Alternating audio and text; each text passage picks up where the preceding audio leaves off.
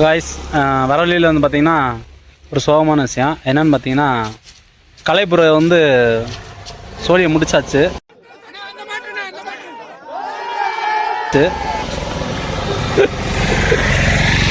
மனுஷன் பின்னாடி உட்காந்து தூங்கிட்டு இருக்காப்புலங்க, மழை பெய்யும். சரி, மழை நின்றுச்சு. அந்த ஃபோட்டோ பாயிண்ட் இருக்கு, எக்கோ பாயிண்ட் இருக்கு பார்த்தீங்களா, அது மழை நின்றுச்சு. சரி, ஓகே, இதுக்கடுத்து கண்டினியூ பண்ணலாம் அப்படின்னு நினச்சிட்டு நான் கண்டினியூ பண்ண ஆரம்பிச்சிட்டேன் ரைடு. பின்னாடி ஒரு ஆள் பேச்சு சவுண்டே வரவே இல்லை. என்னடான்னு பார்த்தா கடைசியில் பார்த்தா படுத்து தூங்கிட்டு இருக்காரு. ப்ரோ, நம்ம ஒரு இடத்துக்கு முடிவு பண்ணிட்டோன்னா அந்த இடத்துக்கு போயே ஆகணும், சரிங்களா? இன்றைக்கி வட்டவடா போகிறோம், டாப் ஸ்டேஷன் போகிறோம், எல்லாமே போகிறோம். நம்ம வந்து பார்த்திங்கன்னா குண்டல் டேமை தாண்டி நம்ம நின்றுருக்கோம்.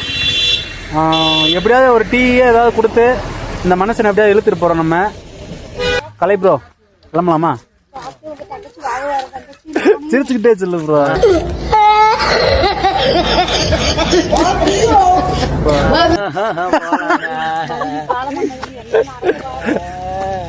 ஓகே, பாய். அம்மா எங்கம்மா இருக்கு?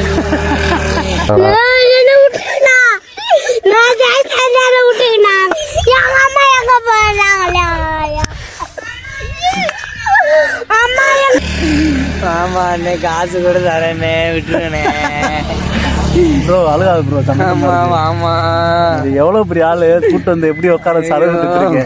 அதெல்லாம் எனக்கு தான் அந்த பெருமையெல்லாம் சேரும். இவர் மேல இருக்க எல்லா காண்டு, நிறைய பேர் காண்டா இருப்பீங்கல்ல, அவங்க எல்லாம் சிரிச்சுக்குங்க. ஆமா, சும்மாவே சிரிப்பாங்க. உங்களுக்கு மந்திரம் போட சொன்னா நீங்க எனக்கு மந்திரம் போட்டு உட்கார வச்சிட்டீங்களே. நீங்க என்ன சொன்னீங்க கமெண்ட்ல? ஒருத்தர் சொன்னாரு, கலை ப்ரோ வந்து உங்களுக்கு மந்திரம் போடுறேன்னு. கடைசியில் அவருக்கு சாம்பல் அடிச்சாச்சு. ஊர்ல 10-15 ஃப்ரெண்டு வச்சிருக்கலாம், சந்தோஷமா இருக்கான். ஒரே ஒரு ஃப்ரெண்டை வச்சுக்கிட்டு நான் படுற அவஸ்தை. என்ன ப்ரோ, என்ன ப்ரோ? நாதாரி நின்று வந்துட்டே இருந்திருந்தா கூட அப்படி ரிட்டர்ன் கீழே போயிட்டு ஒரு தூக்கத்தை போட்டு காலையில ரைடை ஸ்டார்ட் பண்ணிருப்போம். பொத்திட்டு வந்து வண்டியில இல்ல புதைச்சிருவேன்.